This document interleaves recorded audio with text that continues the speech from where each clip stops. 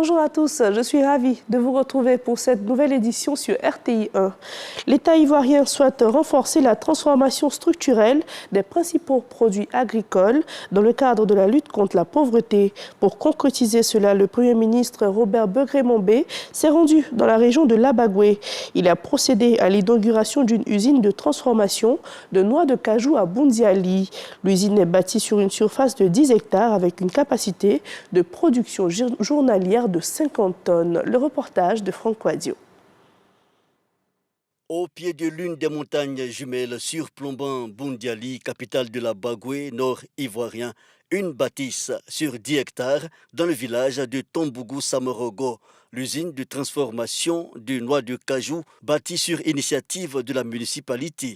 C'est la raison de la présence du Premier ministre Robert Begré-Mambé pour l'ouverture officielle et la présentation aux populations. Que de joie, que de bonheur, que de fierté, notre Boundiali. Boundiali a sa première usine de transformation de noix de cajou. Elle commence aujourd'hui avec 50 tonnes par jour, soit 18 000 tonnes par an. Mais à terme, ce sont 90 000, voire 100 000 tonnes qui seront transformées localement. L'usine emploie 2000 personnes aujourd'hui. Mais à terme, nous aurons 6 000 emplois directs et 10 000 emplois indirects. C'est pour le bonheur de qui? Les femmes et les jeunes. Cette unité de production contribuera à sécuriser notre approvisionnement en produits transformés et à valoriser localement notre production de noix de cajou. Nos agriculteurs bénéficieront de débouchés plus sécurisés, stables et durables pour leur production. Une deuxième grosse infrastructure pour Boundiali et au-delà pour toute la Bagoué. Le partenaire émirati, le président du groupe Al Sayeg, envisage, à partir de l'intrant cajou, diversifier la production. C'est un pan d'une vision plus large exprimée par les autorités ivoiriennes à charge du commerce et de l'agriculture, mais aussi par le ministre d'État émirati du commerce extérieur. L'inauguration de cette usine, en fait, Monsieur le Premier ministre, traduit en réalité la vision du président Alassane Ouattara de construire en fait une économie dynamique, une Côte d'Ivoire prospère, et ce à travers la mise en œuvre du Plan national de développement 2021-2025, à travers son pilier 1 qui porte sur la transformation structurelle de notre économie, à travers l'industrialisation, notamment l'agro-industrie, et également à travers le développement de pôles économiques partout sur le territoire national. Cette unité qui ouvre ses portes ce matin vient ainsi grossir le nombre déjà important des usines de transformation de la noix brute de cajou, qui est passé de 7 usines en 2018 à plus de 35 usines en 2024. Cela montre que l'industrie du cajou, depuis la réforme de la filière en 2013, a amorcé une pente de progression irréversible. Elle constitue de ce fait le fer de lance de l'agro-industrie en Côte d'Ivoire. La Côte d'Ivoire est parmi les 5 premiers exportateurs de la noix de cajou. Donner de l'importance à ce secteur donnera un impact significatif à l'économie de la Côte d'Ivoire. Le cajou ivoirien qui franchit le million de tonnes, d'où l'intérêt de la transformation locale. C'est dans la droite vision de la transformation structurelle de nos produits agricoles, telle que voulue par le président de la République Alassane Ouattara et rappelée par le Premier ministre Robert Begré-Mambé. Chers parents, en 2011, la Côte d'Ivoire produisait 400 000 tonnes de noix de cajou brutes. En 2023, la Côte d'Ivoire a produit 1 200 000 tonnes de noix de cajou brutes. Plus de 420 000 Ivoiriens cultivent et produisent par l'anacarde des milliers de tonnes de noix de cajou brut, ce qui fait vivre 3 à 4 millions de nos frères et sœurs ivoiriens. Le président Alassane Ouattara travaille avec acharnement pour faire de notre pays un grand pays, un pays aimé, un pays respecté, un pays admiré. La preuve, c'est que deux frères qui ont compris que ce pays est un pays d'opportunités viennent pour investir. Ce sont plus de 10 milliards de francs CFA investis à Boundiali. La zone détient 10% de la production nationale, soit 100 000 tonnes. La visite de l'usine a permis à la délégation conduite par le Premier ministre de s'imprégner des réalités des travailleurs déjà à la tâche. Rappelons que c'est la 3e inauguration d'usine de cajou par le chef du gouvernement en moins de 6 mois. Ici à Abidjan, rendons-nous dans l'enceinte de la Maison Bleue où une passation de charges a eu lieu hier vendredi entre Fousseni Dembélé et Jean-Martial Adou, désormais directeur général de la RTI par intérim. Plusieurs personnalités ont pris part à cette cérémonie, parmi elles le président du conseil d'administration du groupe, Akassaye Lazare, et l'inspecteur général d'État au ministère de la Communication. Le reportage de Malika Koulibaly. La passation de charges entre le directeur général sortant et le nouveau directeur général de la RTI par intérim a bel et bien eu lieu ce jour. Occasion pour Akassaye Lazare, président du conseil d'administration, de rassurer Jean-Martial Adou, nouveau directeur général par intérim, de tout son soutien pour la réussite de sa mission. Au directeur général entrant, je dirais bonne arrivée, monsieur le directeur général par intérim. Le conseil d'administration est à votre disposition. Nous n'allons pas nous immiscer. Ce n'est pas dans notre statut. Mais nous allons veiller au grain en jouant pleinement notre rôle. Vous avez l'avantage d'avoir un conseil d'administration dans lequel il y a des membres qui étaient donc les collaborateurs du DG, qui sont maintenant administrateurs dans le conseil, qui connaissent la maison et qui, avec moi-même, ancien dirigeant de la RTI, allons pouvoir vous apporter ce qu'il faut comme orientation, recommandation.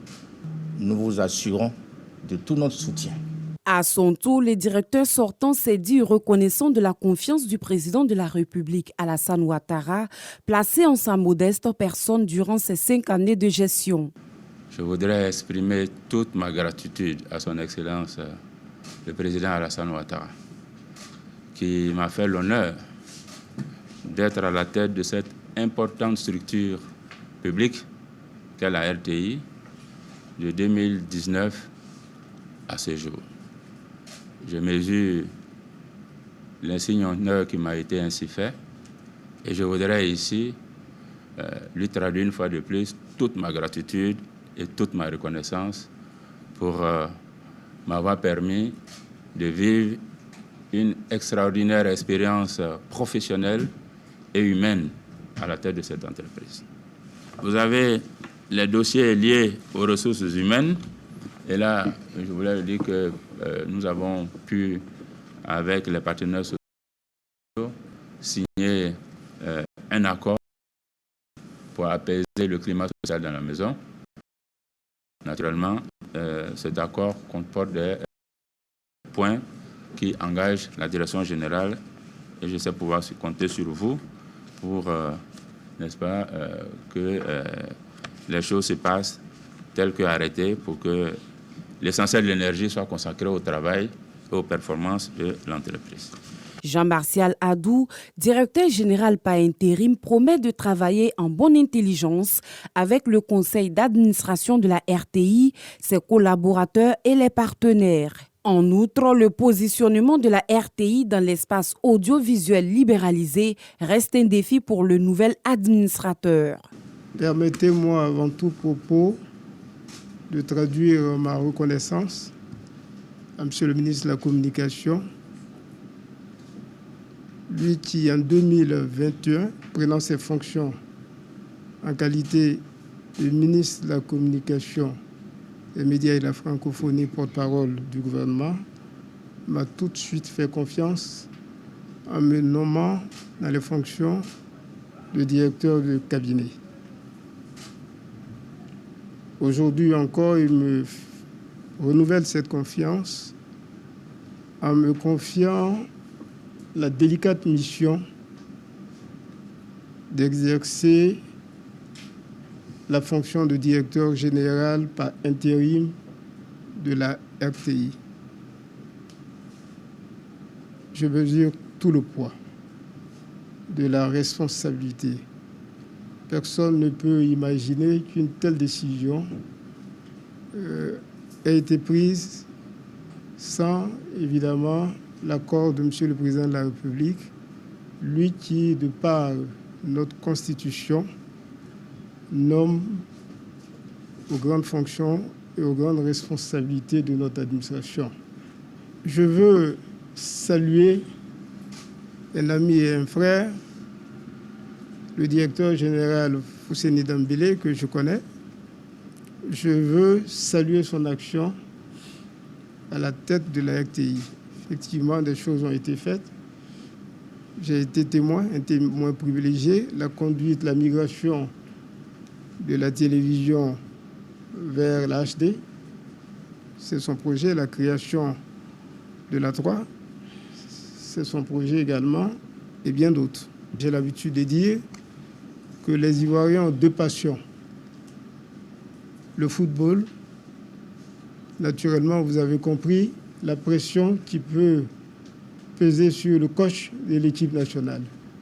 La deuxième passion, c'est la RTI, qui est certainement l'entreprise la plus connue des Ivoiriens. Et c'est tout naturellement qu'il soit plus exigeant. Je sais les difficultés qu'il y a dans cette maison. Je m'attacherai à les résoudre pour ce qui peut l'être durant ma période, la période qui va m'être accordée. J'aurai besoin de tout le monde. Je veux la paix. Je veux la paix parce que sans la paix, on ne peut rien construire. Je suis également conscient que quand les hommes sont heureux, ils sont forcément meilleurs. Cette passation a été marquée par une signature d'accord entre les différentes parties, suivie de la lecture d'un procès verbal. À l'international, au Nigeria, au moins 21 personnes, en majorité des élèves, ont été tuées hier vendredi dans l'effondrement de leur école. 69 autres ont été blessés. Les secouristes ont tenté par tous les moyens de secourir les victimes prises sous les décombres. Ces élèves étaient en plein examen scolaire. La cause de l'effondrement n'a pas encore été établie. Aux États-Unis, tous les regards sont portés sur le président Joe Biden. Il a déclaré hier dans la soirée lors d'un meeting à Détroit « Je suis candidat et nous allons gagner ». Une déclaration qui intervient au lendemain de ses lapsus remarqués lors de sa conférence de presse de Washington. Lapsus qui font plus que jamais planer le doute sur son aptitude à effectuer un second mandat. Plus de 20 anciens élus démocrates du Congrès américain ont publié hier une lettre pour demander au président américain de laisser la chance à d'autres candidats. Ainsi va l'actualité dans le monde. Merci à tous de nous avoir suivis et rendez-vous demain à la même heure.